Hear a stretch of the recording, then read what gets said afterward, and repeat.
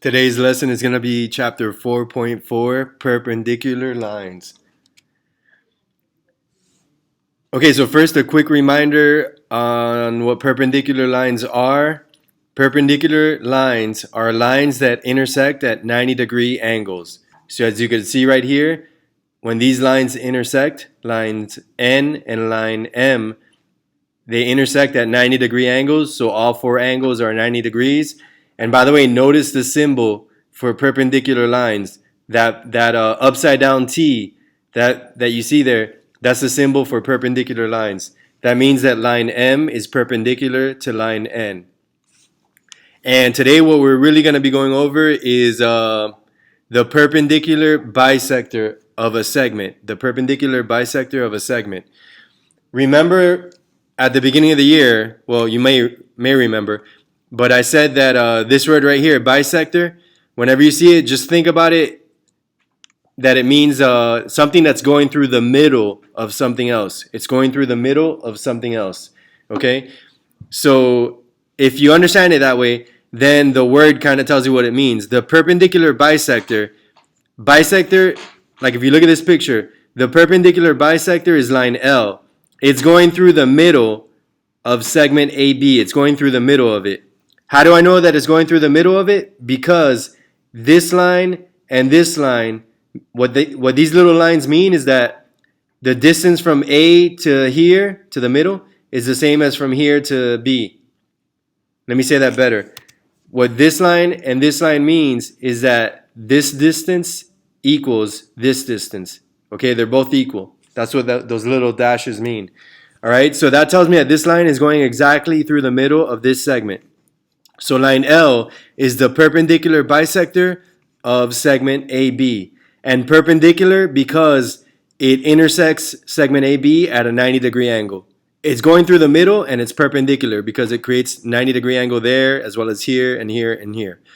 All right, so as you can see, it says L is the perpendicular bisector of segment AB. And once again, remember that symbol? It's easy to remember. That upside down T means perpendicular. So line M is perpendicular to line N.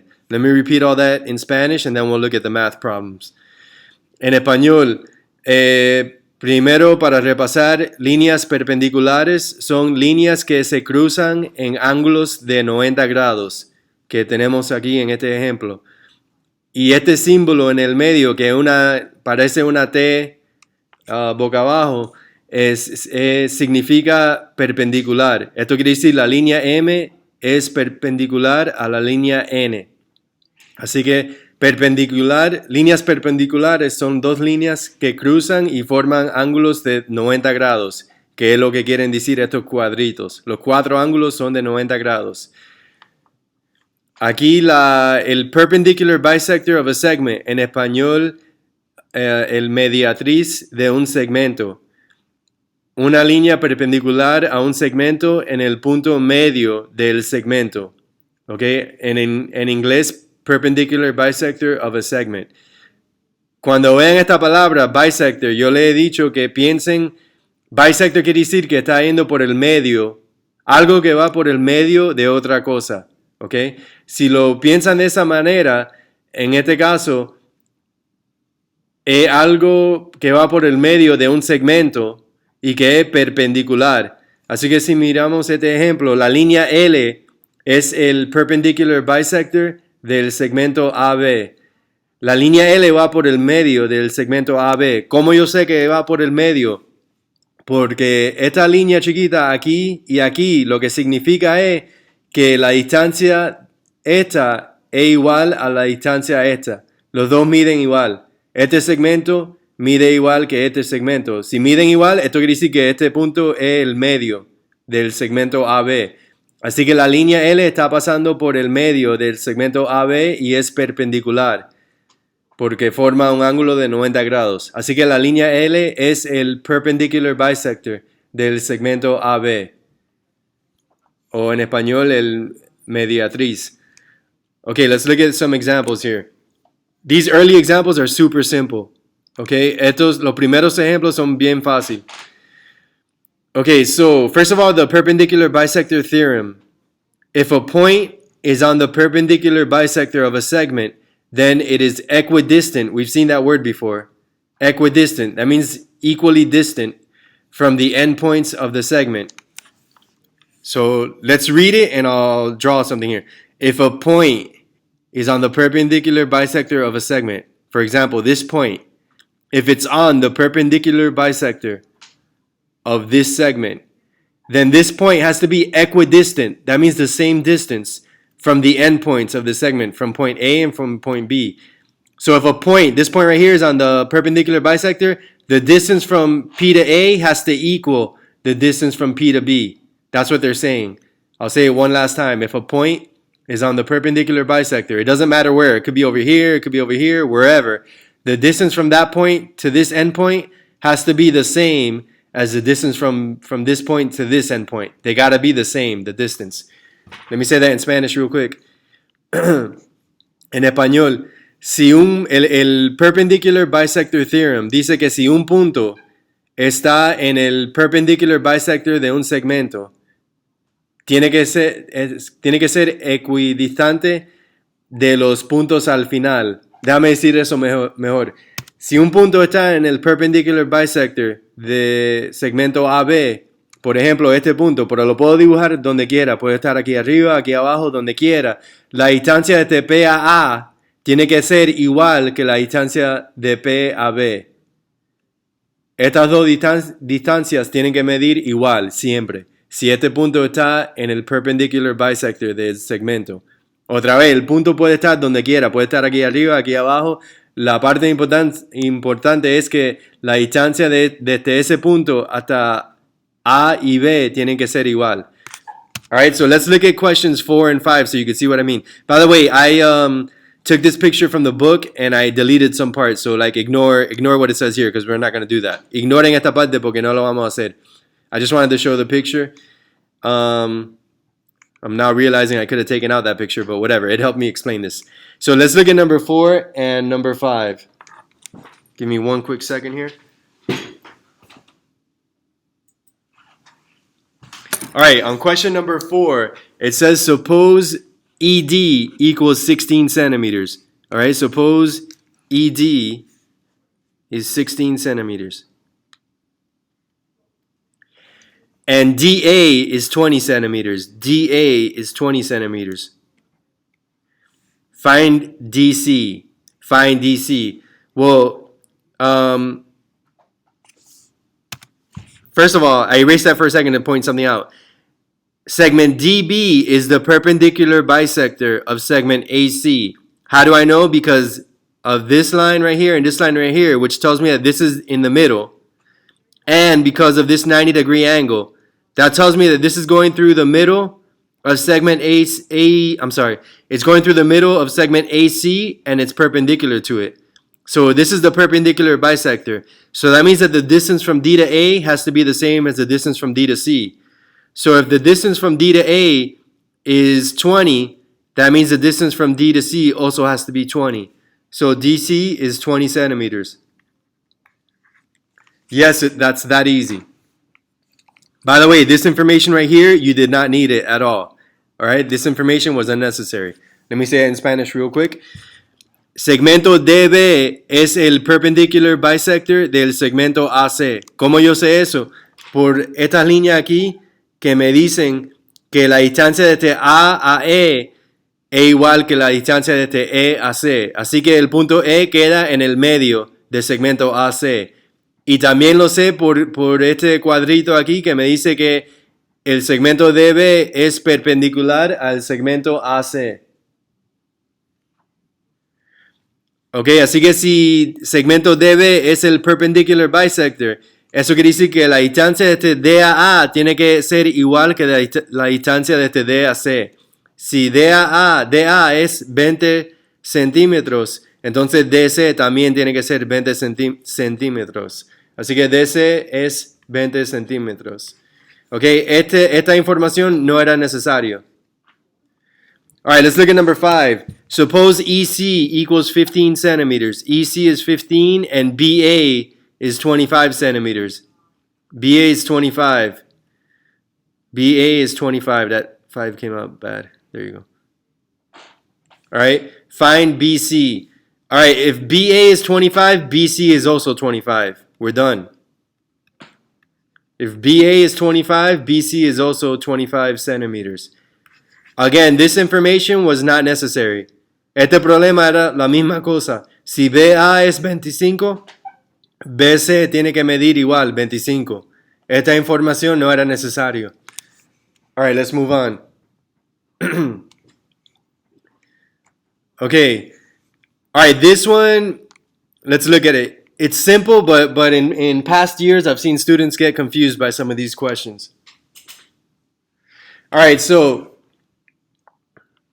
number 5 says, well, first of all, let's look at it real quick. Make sure you, give me one quick second. Okay. Make sure you realize, you know what, let me just do number 5. So it says, use the diagram to find the lengths. Segment BP is the perpendicular bisector of AC. So segment BP is the perpendicular bisector of AC. And CQ is the perpendicular bisector of BD. It says all this up here. And then it says AB equals BC equals CD. Okay, en las instrucciones nos dice que BP, el segmento BP, es el perpendicular bisector del segmento AC y segmento CQ es el perpendicular bisector del segmento BD. Y AB mide igual que BC, mide igual que CD. Okay, so suppose that AP equals 5 centimeters. AP, right here, AP is 5 centimeters. What is the length of PC? Si AP es igual a 5 centímetros, ¿cuánto mide PC? Oh, that's too easy. It's got to be the same thing. PC has to also be 5. Okay, PC también tiene que ser 5 centímetros. All right, so that one was cake. Let's look at number 6.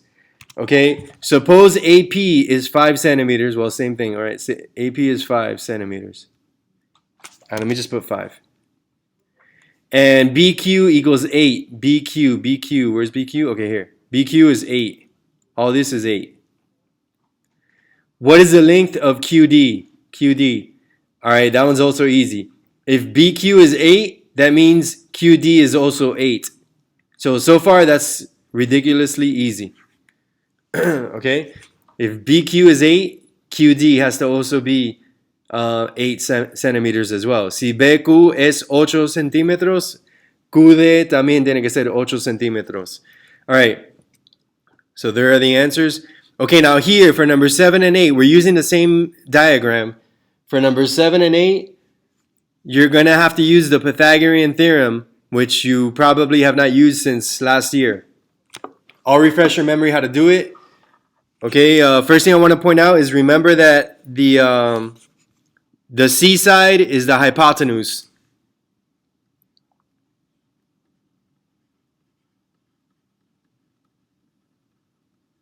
And the A and the B side are the legs. So always the longest side is the hypotenuse. The longest side is the hypotenuse, and the longest side is always the side that's opposite the 90-degree angle. And then you just substitute into the Pythagorean theorem, which I'll show you in a second if you forgot.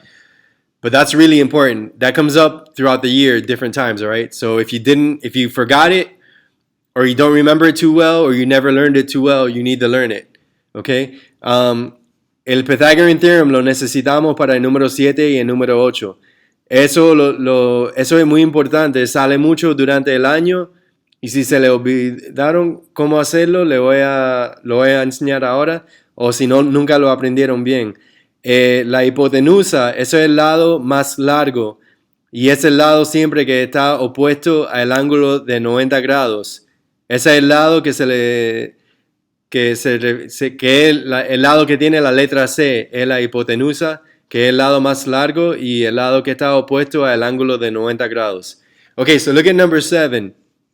Excuse me. Suppose AC, where's AC? All right, look. Let's start here. Suppose AC is 12 centimeters. AC is from here to here.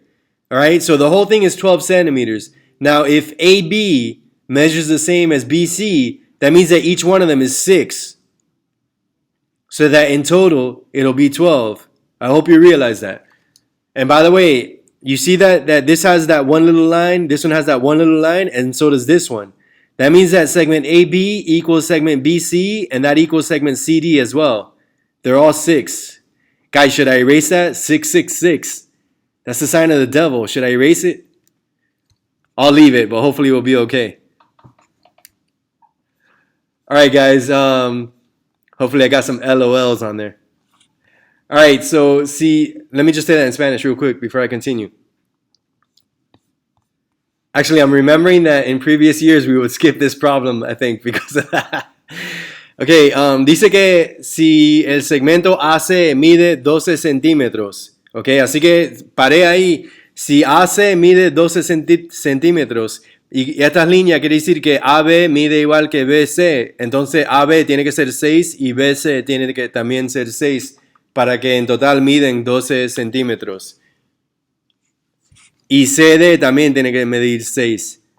Porque los tres miden igual. ¿Cómo yo sé eso? Porque los tres tienen esa rayita. Esa rayita me dice que AB mide igual que BC y mide igual que CD. Ok, and QD equals 10 centimeters. QD is 10. QD es 10. Alright, what is the length of QC? What is the length of QC? ¿Cuánto mide QC? Es la pregunta. Guys, let me erase that and let's just use the 10 and the 6. That 666 is bothering me. Alright, so we got this.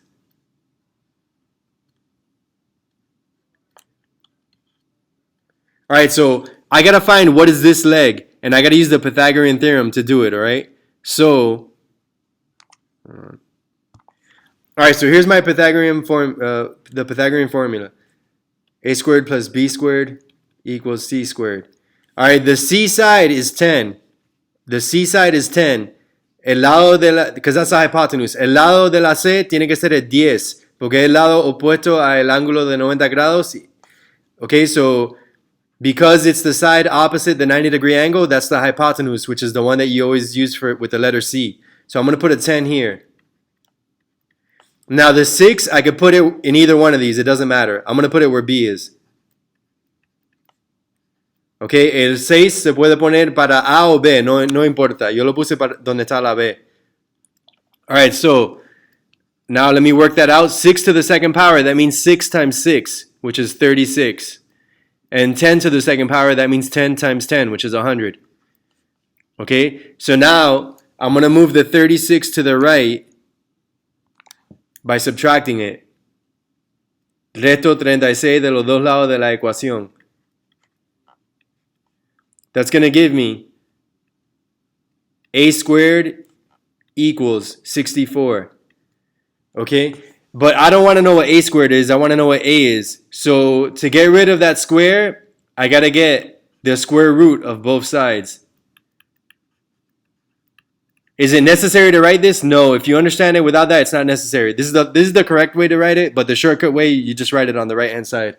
Okay? So the square root means what number times the same number equals what's here. What number times the same number equals what's here. Well, A times A equals A squared, and 8 times 8 equals 64.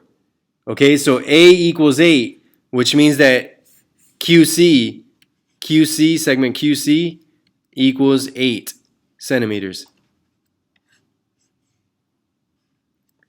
Let me just say that last part in Spanish. Para quitar, yo ahora cuando estaba haciendo la ecuación tenía A a la 2 es igual a 64. Pero yo no quiero saber qué es A a la 2. Yo quiero saber qué es A sin ese exponente. Así que para quitarle ese exponente le tengo que coger la raíz cuadrada a los dos lados de la ecuación. La raíz cuadrada quiere decir cuál número multiplicado por el mismo número te da lo que está aquí. Bueno, A por A te da A a la 2. Así que la raíz cuadrada de A a la 2 sería A. Si eso le confunden, no tienen que escribir esto. Solamente la parte importante es aquí, a la derecha. Coger la raíz cuadrada de 64. ¿Cuál número multiplicado por el mismo número te da 64? Es 8 porque 8 por 8 te da 64. Así que el segmento QC mide 8 centímetros. All right, let's do number 8. Number 8 is going to be similar to what we just did. It says suppose PB is 3 centimeters. PB is 3 centimeters. And AD is 12 centimeters. AD, all of this is 12. Okay, todo esto es 12. What is the length of PC? What is the length of PC? Tenemos que encontrar el largo de PC. Well, first of all, if all of this is 12 and this segment is equal to this segment is equal to this segment, then just divide 12 divided by 3, and that tells you that each segment is 4, 4, and 4. 12 divided by 3, because we got to divide 12 into 3 equal segments. So 12 divided by 3 is 4. 4, 4, and 4. 4 times 3 is 12. 4 plus 4 is 8. 8 plus 4 is 12, in case anyone's not seeing it. Okay, si segmento AD mide 12 y cada de estos segmentos miden igual, entonces puedo dividir 12 por 3 para saber que cada segmento mide 4. 4 por 3 me da 12 y 4 más 4 más 4 me da 12. Alright, so basically what we got is this. And we got to figure out what is this. Okay? And since PB is the perpendicular bisector, we know that this is a 90-degree angle. By the way, I don't think I mentioned this, but just to be crystal clear, the Pythagorean theorem, you only use it on 90-degree angles. I got this picture from the internet, and they really should have put that there. But the Pythagorean theorem, you use it when you have a 90-degree triangle, and you're missing one side. So it has to be a 90-degree angle. Okay, el Pythagorean theorem solamente se usa cuando tiene un triángulo que contiene un ángulo de 90 grados y falta el largo de un segmento, de un lado, ¿ok? Y aquí yo sé que este ángulo es 90 grados porque al principio decía que segmento PB es el perpendicular bisector del segmento AC. Alright, so I'm going to use the Pythagorean theorem again. So a squared plus b squared equals c squared. All right, this is the hypotenuse. Okay, this is the hypotenuse.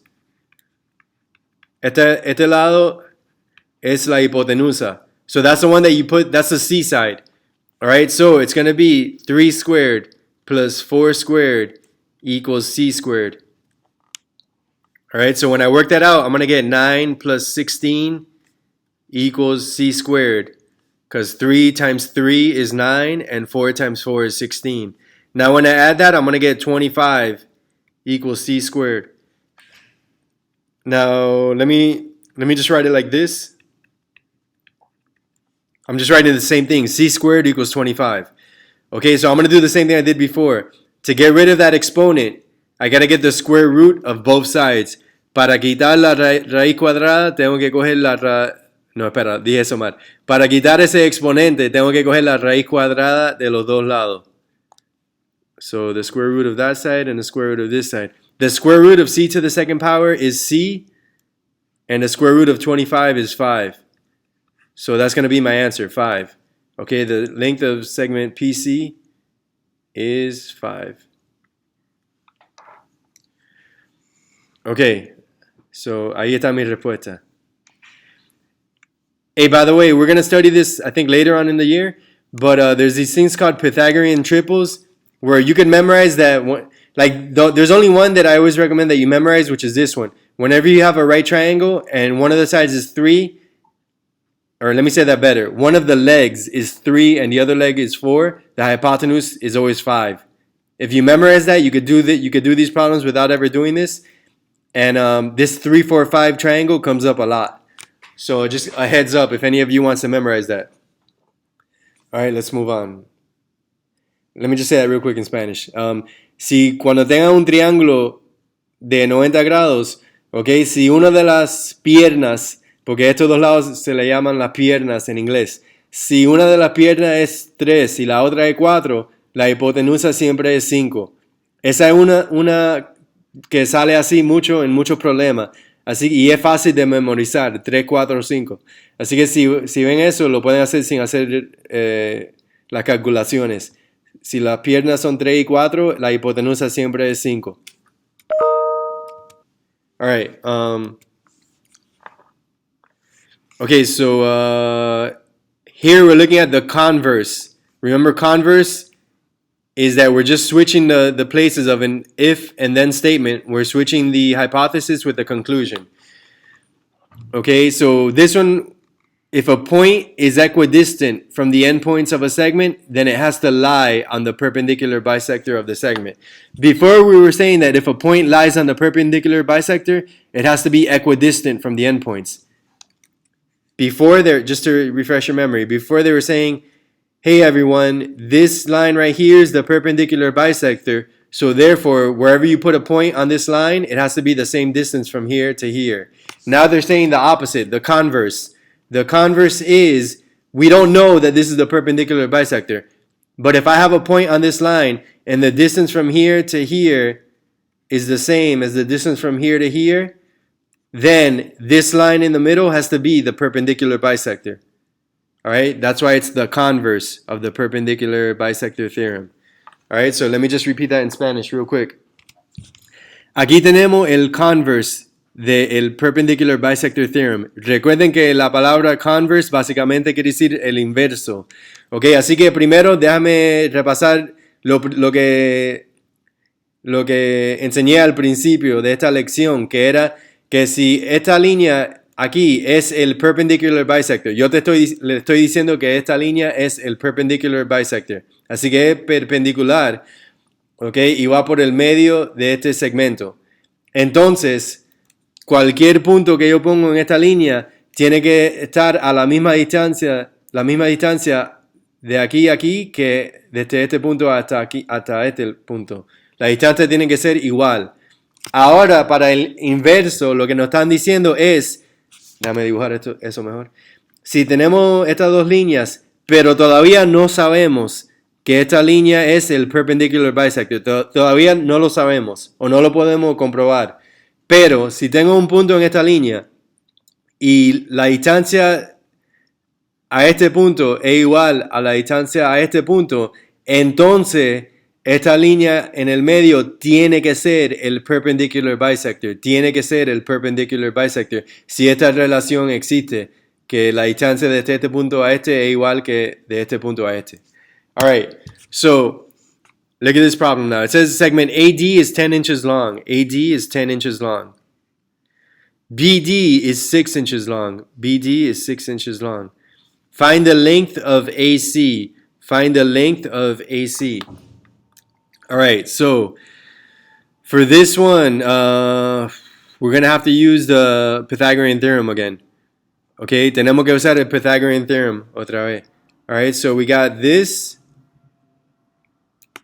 Oh, and by the way, let me just point something out. Never mind. What I was going to say is not necessary. All right, so I got this. And I'm looking for this side. So I'm going to use the Pythagorean theorem, a squared plus b squared equals c squared. All right, the c side is this side right here. That's the hypotenuse, which is the side opposite the 90-degree angle. Okay, el lado de la c tiene que ser este lado, que está opuesto del ángulo de 90 grados. Okay, so I'm going to put right here the 10. And the 6, you could put it for either one of these. I'm going to put it for the b. El 6 se puede poner en cualquiera de los dos lados, A o B. All right, so when I start working that out, that's going to be that.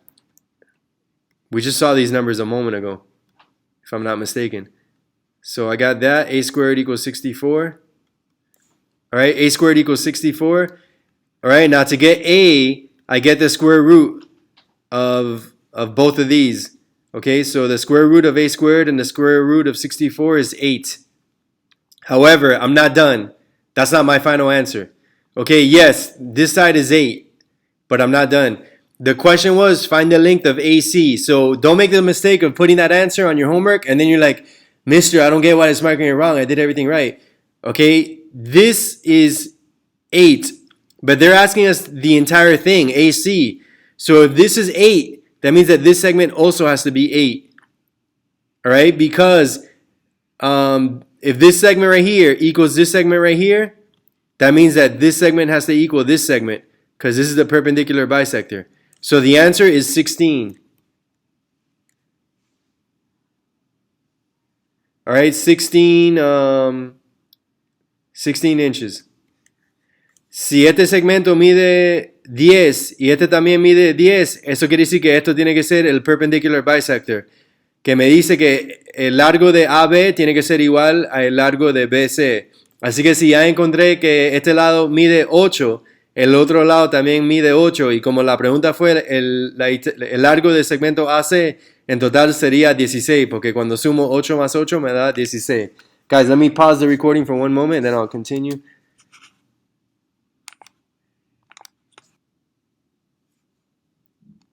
Alright guys, and here's the answer for the question I just did.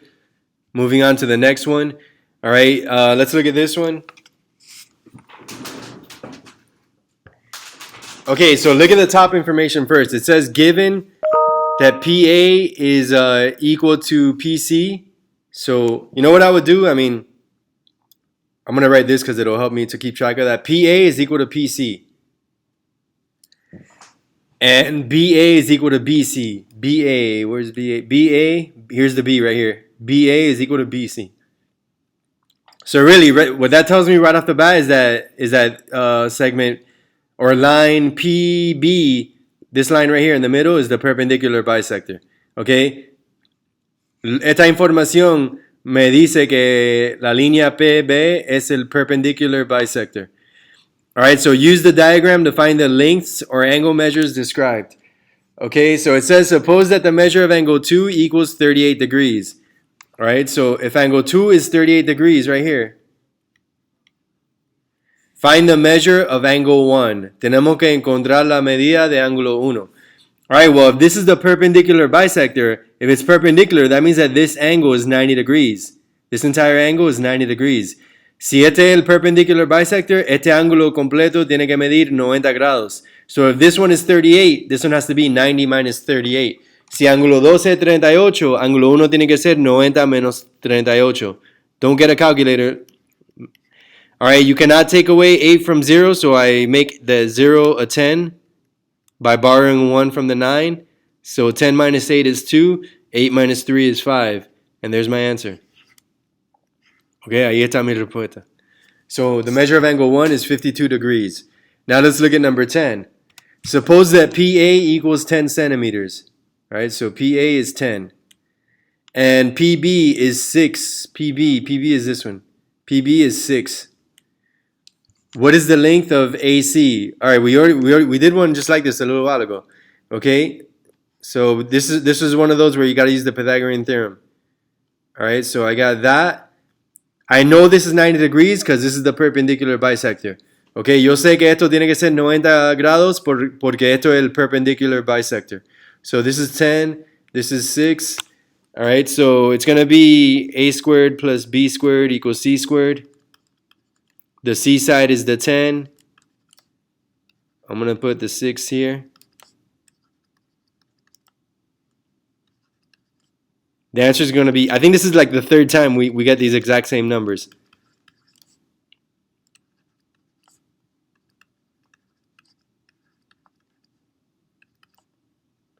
All right, so A equals 8. But that was not the question. The question is, what is the length of AC? Okay, so this side is 8. Este lado es 8, which means that this side, this segment is also 8.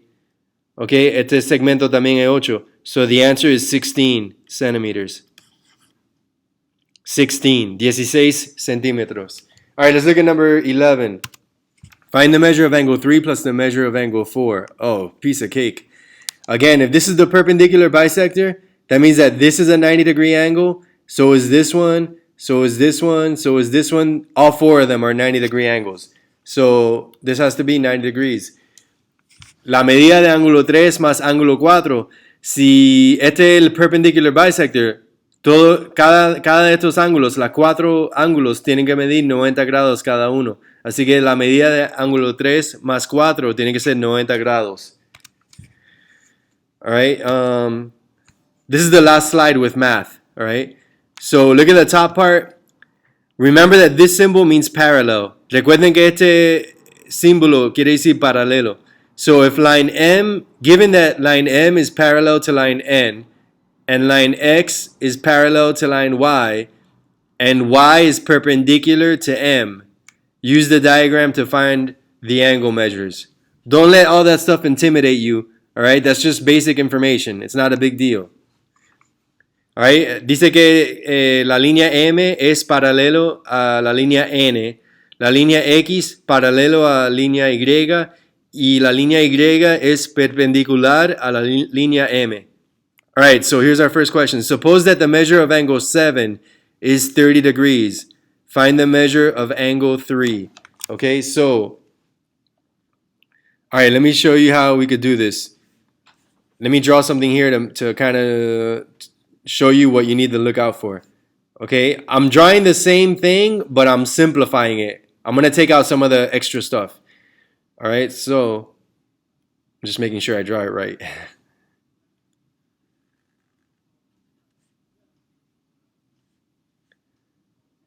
All right, so something like that. All right, so here's angle 7. Okay, I guess I didn't simplify it at all. I drew the exact same thing. All right, whatever. I'll just keep going. Here's angle 7, and first thing I want to point out is that angle 7 has to measure the same as angle 5 because they are alternate interior angles. Alternate interior angles. You know what? What I actually meant to draw was this. I just realized. What I meant to draw was this.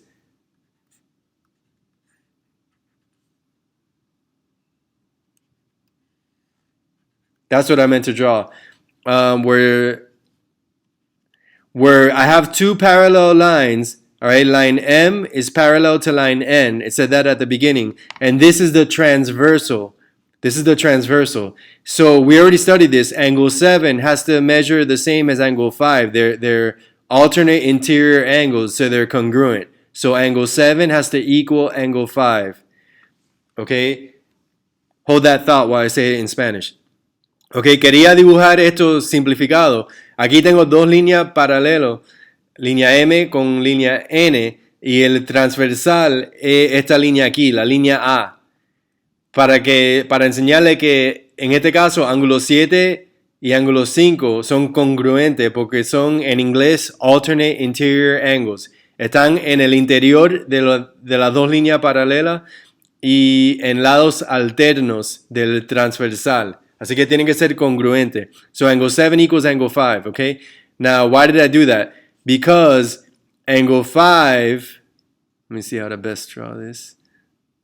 Okay, we have this also. Let me draw this other line. Let me put it like in blue or something. Okay. Let me see if I could. Something like that. Okay, angle 5 is vertical angles with angle 2. Angle 5 and 2 are vertical angles, so they got to measure the same amount. Ángulos 5 y 2 son ángulos verticales en lados opuestos. Son uno opuesto al otro. Así que son ángulos verticales que también miden igual. So angle 7 equals angle 5, and angle 5 also equals angle 2. I hope you're following on that. Angle 5 equals angle 2. All right, so angle 7 is 30 degrees. So that means angle 5 is also 30 degrees, and angle 2 is also 30 degrees. Okay, now it says here that y is perpendicular to M. Give me 1 second.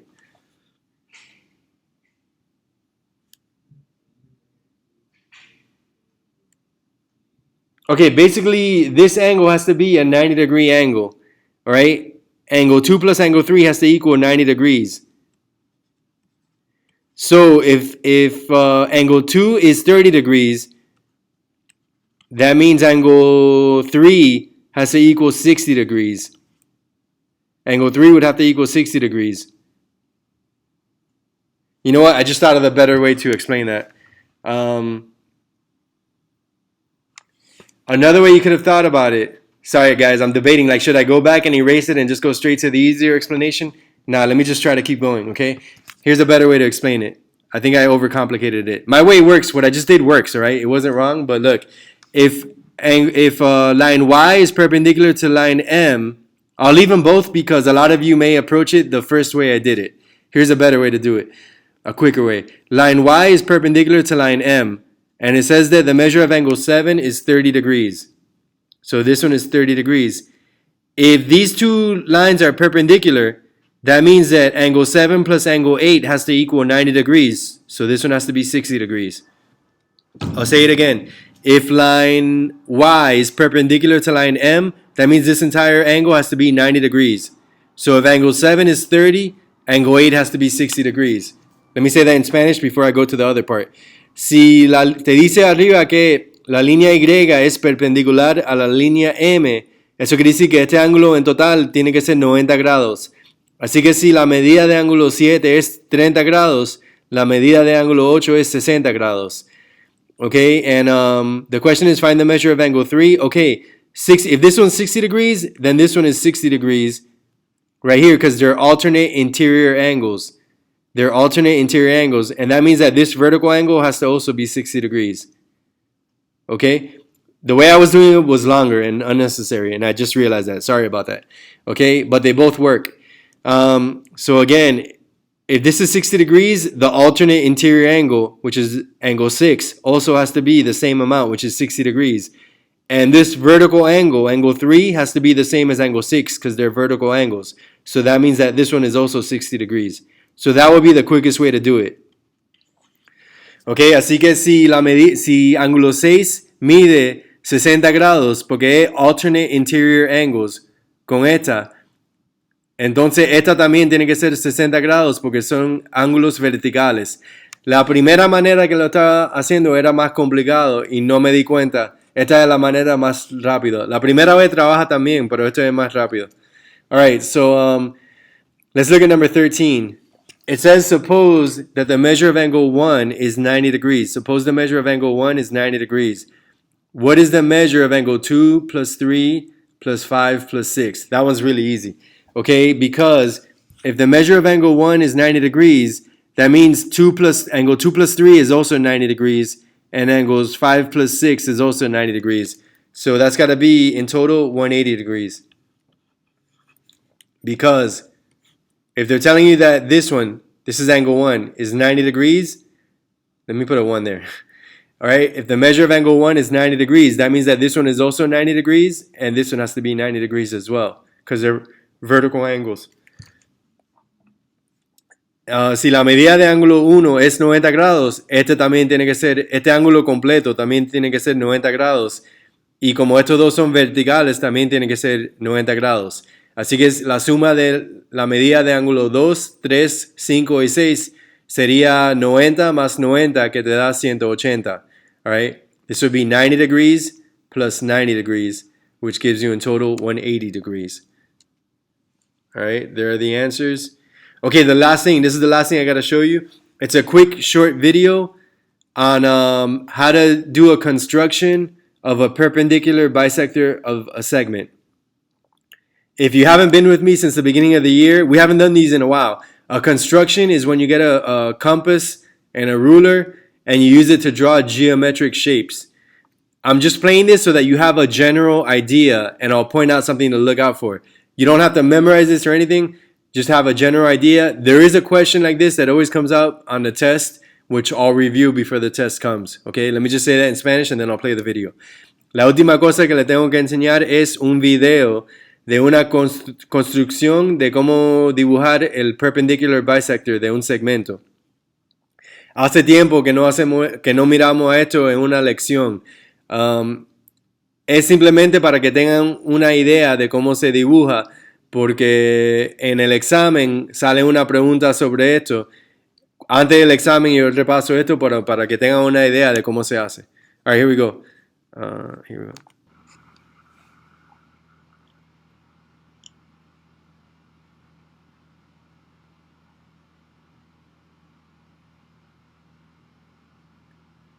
Now, without changing the length of the compass, they're doing the same thing on the other side. And then they connect those two dots, and there's your perpendicular bisector. Let me play it one more time. Lo voy a poner otra vez. All right, so at the beginning, they're just they're just opening up the compass to more than halfway of the distance. Están abriendo el compass más de la mitad de la distancia to do those two lines, and then without changing the opening of the compass, they're doing the same on both sides. Okay, now look, what they usually put on a test is that, and like I've told you before, you got to realize that the X marks the spot for a point, to put a dot in the middle where the two lines intersect.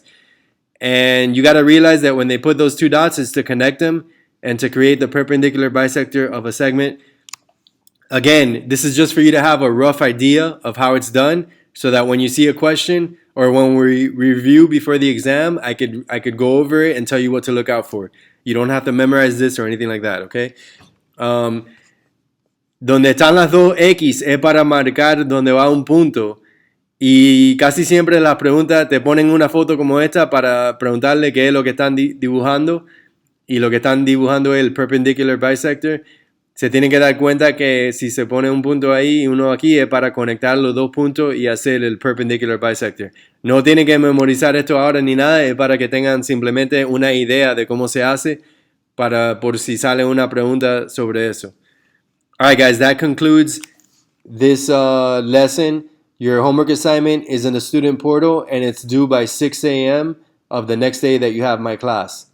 Okay, la tarea está en el student portal, en el portal de estudiantes, y lo tienen que entregar antes de las 6 de la mañana el próximo día que tienen mi clase.